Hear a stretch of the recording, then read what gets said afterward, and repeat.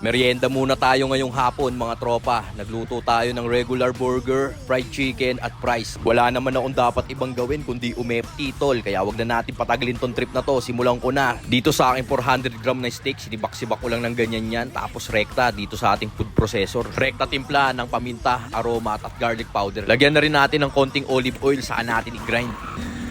After mag-grind, tignan mo naman tol, napakaganda niyan. Siyempre, rekta hulma na yan. Hinulma natin yan ng hulmang burger patty.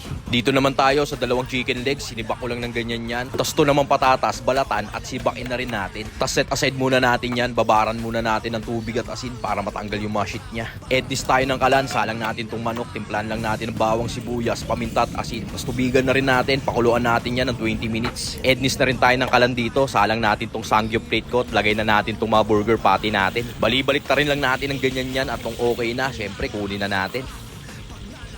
After 20 minutes, okay na rin itong mga manok natin. Hanguin na natin to mga tol. Tapos lagay tayo ng bagong mantika, salang natin tong fries. Hanguin ko na rin nung okay na siya mga tol. Napakabisang merienda ni Tito Otits to par. Salang na rin natin tong 2 piraso nating manok. Ito gusto kong luto sa manok tol eh. Walang breading para purong-puro yung lasa niya mga tol. Hanguin ko na rin nung okay na siya. Tapos salang naman tayo ngayon ng 3 sunny side up egg.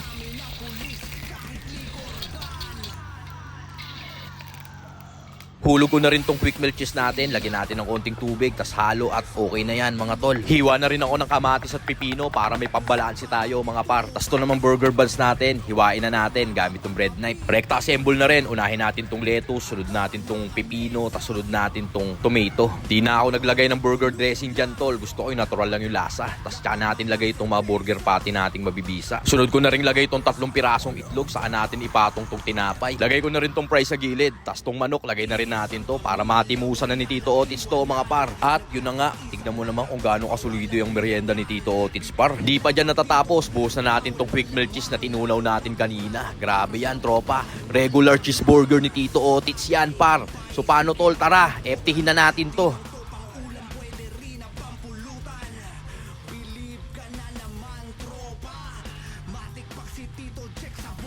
Yun mga tol, ito na yung mabisa natin merienda. Chicken burger and fries yan mga tropa. Sagad na sagad yan. So paano, tara, wakwakin na natin to. Dito na ako. Ito mo naman yung patty niya, no? Galing sa steak yung ginamit nating patty.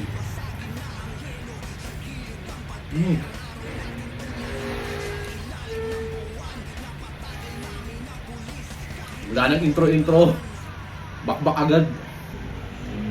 Ito, gamit tayong hot sauce. Saktuhan lang. Yan.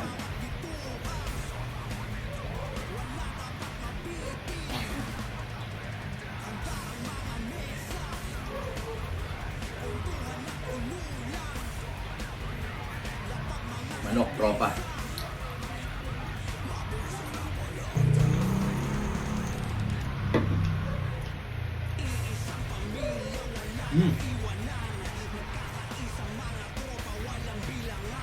Biso.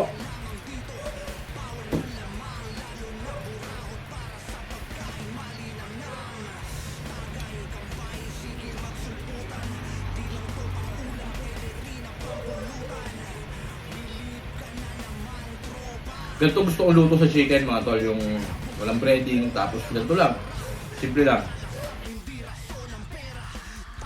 Sarap.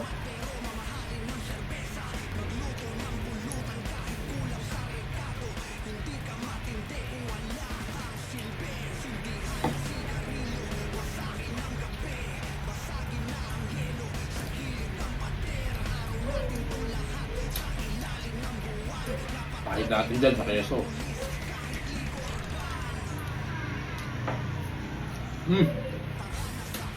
Sarap.